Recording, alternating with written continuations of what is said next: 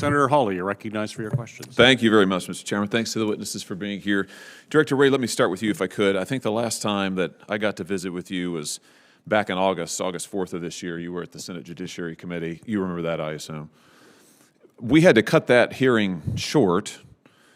We were supposed to do 2 rounds of questions. You said you had to be somewhere, so we cut it short. Republicans were not able to ask a second round as we had been informed we would. The press reported shortly thereafter that the reason that the hearing had to be cut short is because you were flying on a Gulfstream jet for a personal vacation in the Adirondacks. Please tell me that's not accurate.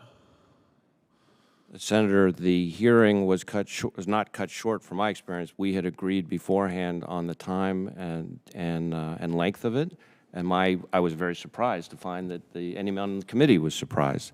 As to how I fly, I am required, not only permitted, but required to fly on an FBI plane wherever I go. That's so you were going on vacation? I was, yes. So you left a statutorily required oversight hearing in order to go on a personal vacation in the Adirondacks? I took a flight to go visit my family, as had been previously arranged in conjunction with the leadership of the committee. The ranking member, Chuck Grassley, asked you during the hearing, he said, I assume you must have other business. You said, yes. He then said, if you have a business trip, you've got your own plane, can't it wait a while? He then said, Chuck Grassley, we only just heard half an hour ago that now you have to leave. We were going to have a 7-minute round followed by a 3-minute round. I've got 7 people on my side of the aisle, that included me, who are waiting for this additional round. Is there any reason we can't accommodate them for 21 minutes? And you said you had a plane to catch. You had somewhere to go. And now we find out it was for vacation?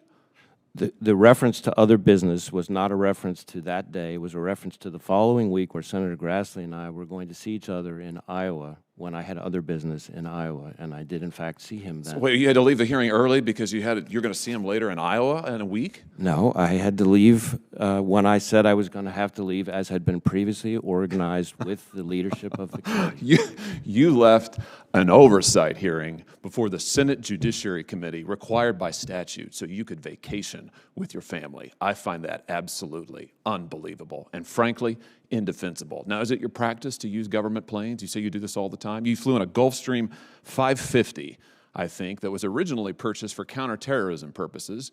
You were using it to go to, what is it, Saranac Lake? Is that how I say it? I've never been there. Is that the right pronunciation? Saranac Lake? That was your destination? Yes. So, did you enjoy the flight? I mean, did you pay for it? Yes, I paid for it. Will you turn over all receipts and reimbursement to this committee? Senator, we will be happy to comply with oversight requests related to the use of the plane, as I said, and it's important for people to understand. Why don't you just give me a yes? Will you turn over the receipts for your flight? I will turn over the information related to my use of the plane. The use of the plane, I am required, not just permitted, required, even for personal travel, to use the FBI plane. How convenient for you. And I pay every single time that I use the plane for personal use. I'm glad it's available for you to jet away from your statutorily required hearings and oversight before this Congress, where you denied the ability of members of Congress to ask you questions because you had to go on a personal vacation using a government plane. Let's just look at some of the things while you've been vacationing that your FBI has been doing.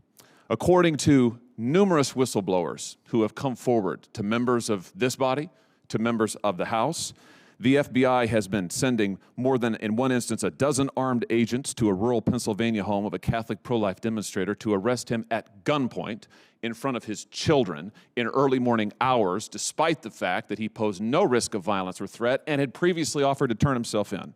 Numerous whistleblowers, field agents, have alleged that D.C., your headquarters, has pulled them off working on child sex abuse cases, working on human trafficking cases, in order to work on January 6th matters for this reason, to give the appearance, they say, that there are hundreds of new domestic terrorism cases in the country, when in fact there are not.